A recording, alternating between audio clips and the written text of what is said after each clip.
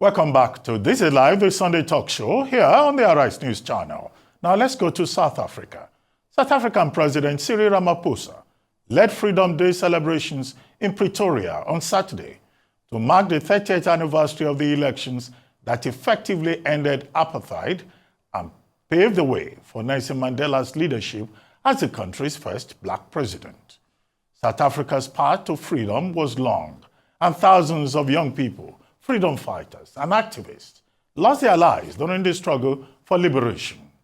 Apartheid was known as legislation by the leaders of the white minority in power before 1994, which systematically segregated and subjugated the majority of black South Africans in the country for more than 4 decades. During the celebrations at the Union buildings, Ramaphosa was flanked by ministers from the ruling African National Congress Party, which has been in power since 1994, when apartheid ended. Ramaphosa told attendees that the victory against apartheid was one of the greatest feats in modern history. I'm now being joined by Ambassador Jubrin Chinade, a one-time permanent secretary in Nigeria's Ministry of Foreign Affairs and former ambassador at the country's missions in Moscow and The Hague. Welcome to This Day Live, the Sunday talk show, sir. Thank you for joining us, Ambassador Chinade. Thank you very much, Dr. Apati. Well, in 1994, it was Desmond Tutu who said, "Free at last, free at last." Now, 30 years later, can we really say that the black majority in South Africa is truly free at last? Despite President Ramaphosa more or less chest beating yesterday, saying that his government and the ANC government indeed since 1999 has been able to engage in land reform and also provide infrastructure. Is the black majority free at last? Is there equality in post-apartheid South Africa? If not, why?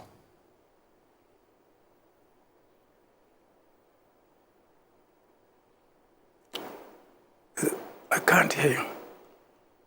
Okay. Hello? Hello. Yes, Your Excellency, I can hear you here at the studio in Lagos. Yes. But can you repeat again? Is there a question? Okay, I was saying that 30 years ago, on April 27, Desmond Tutu proclaimed, "Free at last, free at last." 30 years later, can we say that the black majority is actually free? Despite President Ramaphosa boasting yesterday that the ANC since 1999 has been able to do land reform, provide infrastructure, but has the ANC been able to close the gap? Is there freedom at last in South Africa in a real sense? Thank you very much for the question and indeed for your kind invitation to me to participate at this very important historic occasion. 30 years ago, the South Africans were able to participate and establish democracy at the end of apartheid system, which has ruled the country for well over 50 years. It was indeed a special day and a special occasion. So I would first of all like to congratulate the ANC, the political party that has led the struggle for independence and for fighting against apartheid. I would also like to congratulate the South Africans who have made their contribution through material, human resources to fight this very obnoxious system in their country. At the end of it all, I would also like to congratulate all independent African countries who have joined the South Africans and the ANC in particular to fight the oppressive system of apartheid, and eventually on the 27th of April 1994, they are able to crush and end this very imperial system, racial, which has been operating in the country for well over 54 years. So it's indeed a special day, and I'm glad that President Ramaphosa is celebrating the day today as a Freedom Day. Yeah, but Ambassador, I asked you if indeed the black majority can speak of freedom in real terms, with unemployment rate in South Africa at 32%, with the infrastructure that President Ramaphosa says the NMPC has provided, and the ANC has provided, not in a good place, particularly with regard to electricity.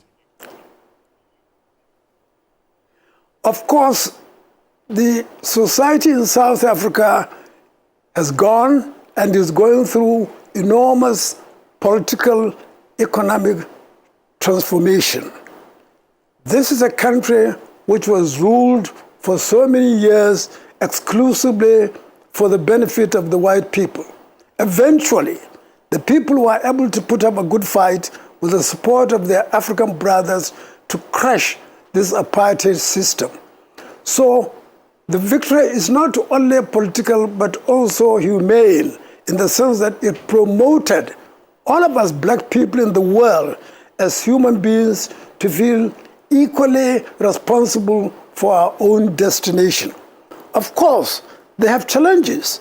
South Africa, like any other country in the world, and particularly in Africa, is going through a lot of challenges in terms of unemployment, in terms of security, and in terms of economic and social development. This is normal. So I would still like to say that freedom is not exclusive, just political. Freedom is the ability to have the opportunity to promote and defend your national interest and promote your self-identification as a human being within the community of nations. That's exactly what the end of apartheid means to all South Africans. So they have really benefited, and they are still benefiting from the challenge of this system.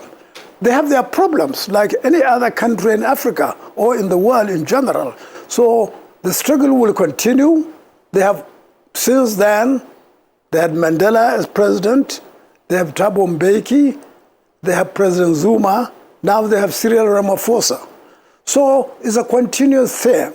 The leadership will continue to improve, the leadership will continue to confront challenges, the leadership will continue to be opposed by its own people. That is progress, that's development, that is what politics is all about. Well, Ambassador, one of the major planks of the narrative about South Africa is that many countries, including Nigeria and also some of the frontline states and the states in Central Africa, supported the South Africans, the black South Africans, to reach that historic moment in 1994. But since we had the black majority rule, many of these other Africans have been saying the South Africans that came to power post-apartheid seem not to appreciate what other countries did for them. Hence, so much xenophobia in South Africa. We have had cases of Nigerians being attacked in South Africa. Is this something about a sense of history in that rainbow nation? I think this is a very important question to understand the challenges of the government. South Africa, of course, has a lot of its own internal problems. And I am very happy for you to recall that Nigeria has contributed a lot to the struggle against apartheid.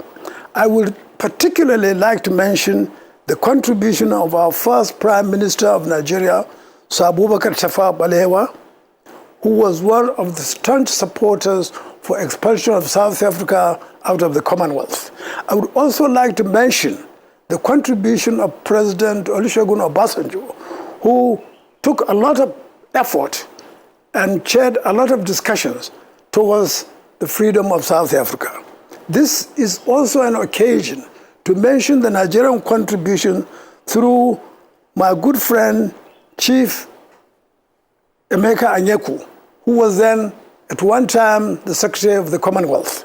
I would also like to mention the contribution of General Joe Garba, our former foreign minister, who was also at one time our ambassador to the UN. He made a lot of contribution through debates, committees, and visits to South Africa, which eventually led to their freedom. I would also like to mention the ordinary Nigerians who have made financial, material contribution to the liberation struggle of South Africa. In fact, as a result of all these contributions of prominent and ordinary Nigerians, Nigeria was recognized as a frontline state during the struggle. Eventually, when they got their independence, they have internal challenges and external challenges.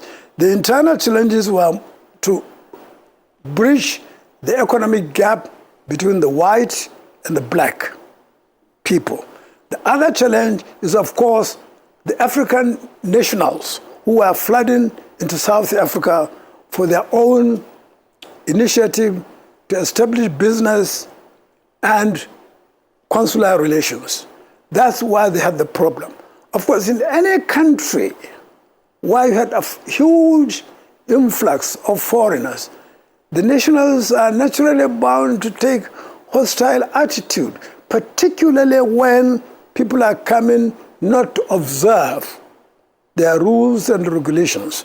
Once you are a foreigner, the first advice we normally give to our people is, please, if you are visiting a foreign country, respect their rules, laws, and regulations.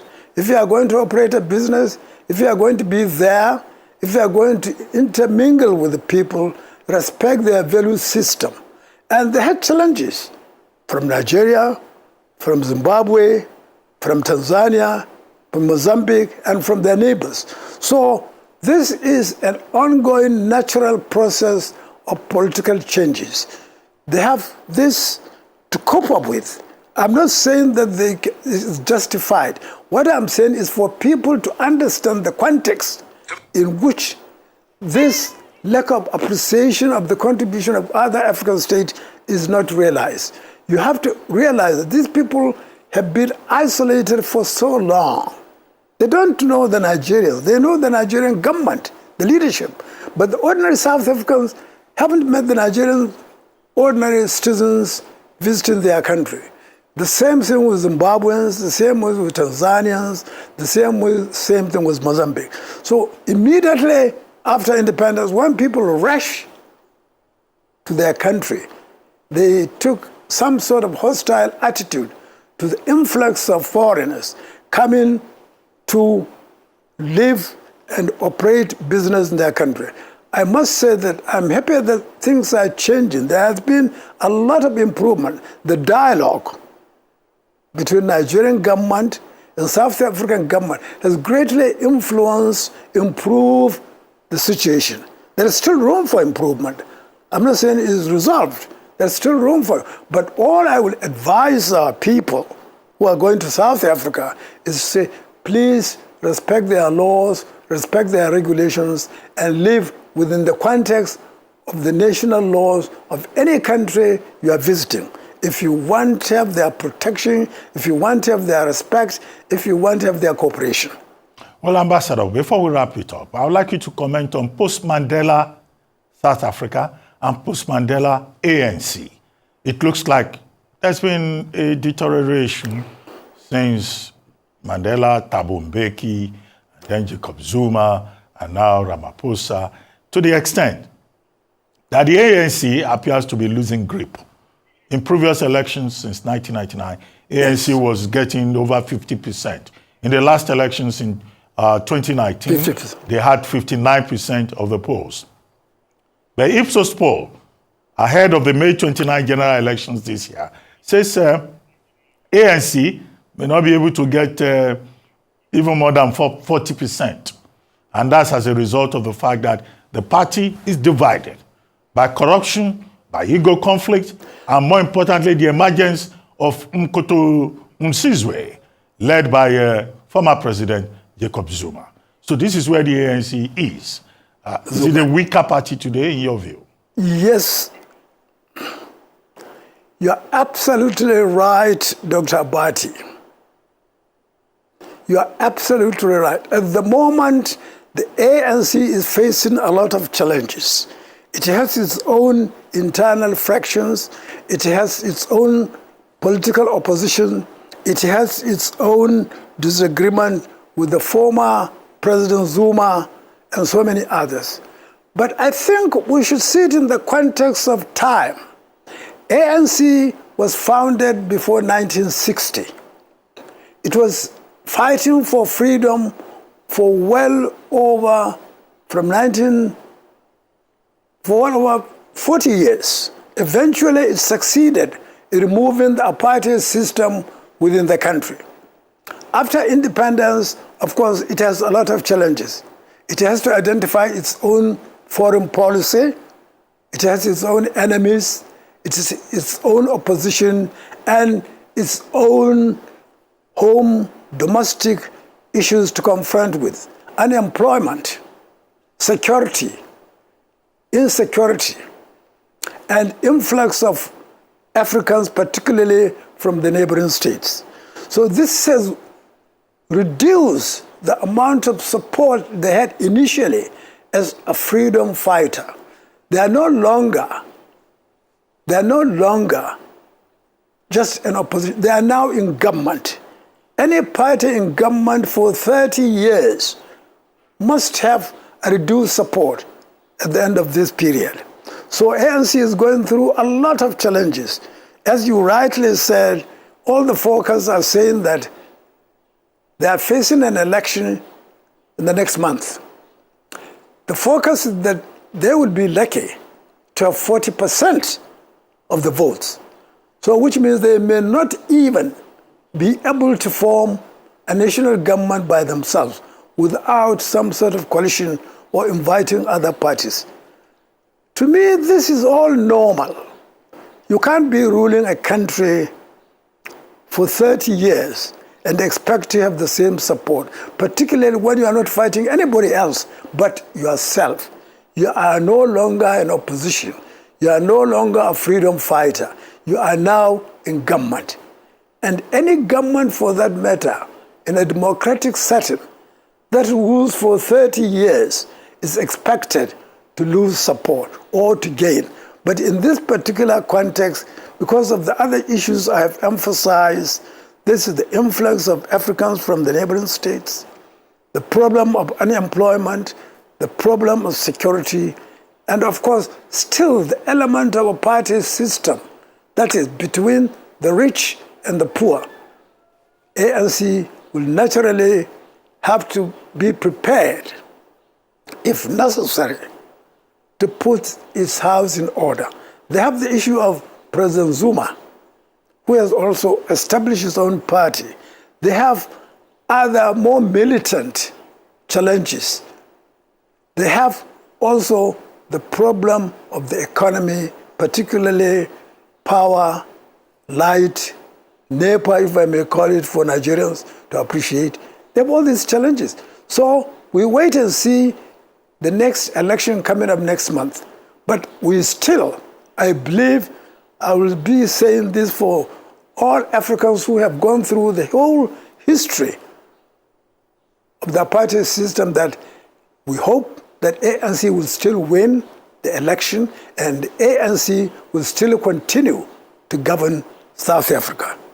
Well, on that note, I would like to thank you very much, Ambassador Jubrin Chinade, and wish the South Africans very well and congratulate them on 30 years of uninterrupted democratic rule in their country.